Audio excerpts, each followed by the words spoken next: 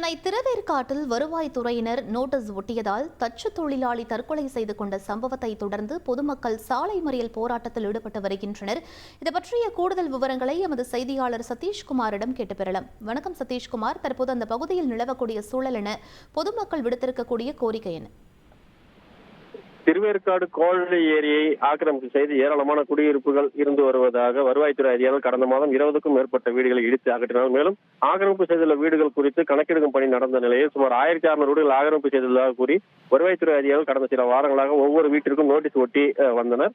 இந்த நிலையில் இதே பகுதியில் பல ஆண்டுகளாக வச்சிருந்து கார்பெண்டர் வேலை செய்து வந்த சங்கர் என்பவர் தனது வீட்டை வருவாய்த்துறை அதிகாரிகள் இடித்து விடுவார்களோ என்ற அச்சத்தில் நேற்றைய தினத்தில் தூக்குப்பட்டு தற்கொலை செய்து கொண்டார். அவரது உடல் பிரேத பரிசோதனை செய்யப்பட்டு அவரது உறவினரிடம் ஒப்படைக்கப்பட்ட நிலையில் அவரது இறப்புக்கு நீதி கேட்டும் இந்த பகுதியில் உள்ள குடியிருப்புகளை அகற்றக்கூடாது என்ற கோரிக்கையை முன்வைத்தும் இந்த பகுதியைச் சேர்ந்த 500க்கும் மேற்பட்ட பொதுமக்கள் தற்போது திருவேற்காட்டில் இருந்து அயனம்பாக்கம் செல்லக்கூடிய சாலையில் தொழில் தொடங்குறதுக்கும் ஒரு தைரியம் வேணும். தையல் தொழில் மூலமா மாசம் பல லட்சம் எப்படி சம்பாதிக்கிறதுன்னு நாங்க சொல்லிக் கொடுக்கிறோம். ஃப்ரீடம் ஆப்பை டவுன்லோட் பண்ணுங்க.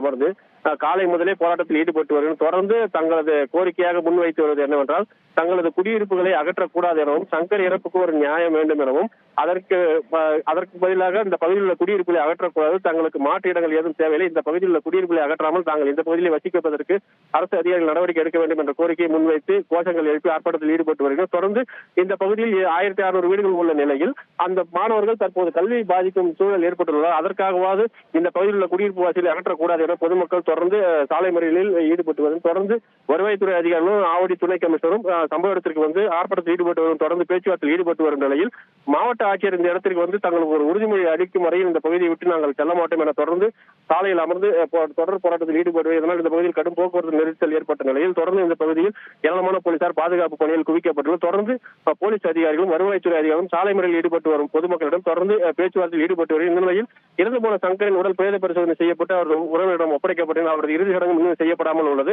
இதற்கு ஒரு தீர்வு காணும் வரையில் அவரது உடலை அடக்கம் செய்ய மாட்டோம் எனவும் அவரது உறவினர்களும் அந்த பகுதியைச் சேர்ந்த பொதுமக்களும் தொடர்ந்து இந்த பகுதியில் சாலை மறியலில் ஈடுபட்டு வருவதால் இந்த பகுதியில் பெரும் பரபரப்பான சூழல் ஏற்பட்டுள்ளது. தொடர்ந்து இந்த பகுதியில் பலத்த போலீஸ் பாதுகாப்பு போடப்பட்டு அதிக அளவில் போலீசார் பாதுகாப்பு பணியில் ஈடுபட்டு வருவது குறிப்பிடத்தக்கது.